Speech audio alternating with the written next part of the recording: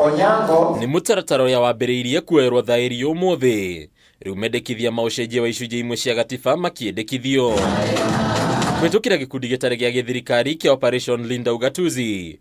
Imwe cia icunji cia gatiba ni igwetetwo gukorwo na bata wa gucenjio kuna iri na ukunderu wa kiwatho. So why should the constitution promise you A and you don't get? We are amending the constitution because the way it's written, it cannot deliver what we need to get. And you know why? There is no governance mechanism to ensure the aspirations, the constitutions are given to us. Professor Fred Ogola niwe muikariri giti wa mutaratara uyu riu agitariria bata wa ucenjia wa icunji imwe cia gatiba. Umwe wa watho uria wendekithitio gucenjio ari watho uria witikiritio munini wa president kuhuranira president riu atabania ndereti ino makiendekithia kambaga guikara nja ihinda ria miaka 5. We are proposing that once you become deputy president, you cannot run for president at least after 5 years. There must be a cool off period. Just like in the US, Joe Biden was Obama's vice president. He waited for 4 years, then he vied and won. And he didn't use Obama's office to become president. We are looking for what's called decorum. We are looking for civility in this country. Ningi mendekithia maya makarongoreria kumurika uma wa uramati wa kigina gia county rigo kiendekithio watho wa kugiria magavana aria marikite na riao hari kuhuranira giturwa kia useneta. Mandago is a senator, isn't it? All the money that was stolen in Ucenjia during his rule will be audited. You guys are auditors. ISPAC is here. Then will be sent before him in the Senate. You understand?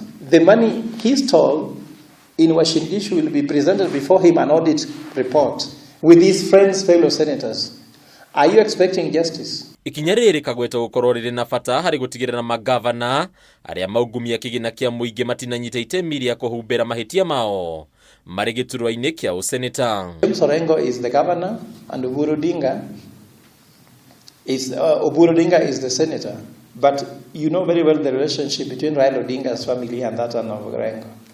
So you tell me if Oburu Odinga can go, even in public, and mention that Orengo has stolen anything. As we are here, we are being invited eternally to watch on the issues of governance and especially on the constitution, which is like our Bible as Kenyans. Ningi mendekithia maya ni marongoreire gutigirira county itinagia ona atongoria ya kiama kimwe rigu kiendekithio hotekeku wa gukoragwo na governor na munini wake aria matari ya kiama kimwe gia kiuteti. Ningi ndereti ino nwerutete mendekithia magutigirira bunge cia county itinatongorio ni atongoria mwahomo wa kiuteti nigu gutigirira waragania no arumaniriro naguo uria kwagiriire. In Tarakaniti, all MCAs elected, the senator, the governor, the women rep, minority leader in the county assembly, majority leader in county assembly, all of them are UDA.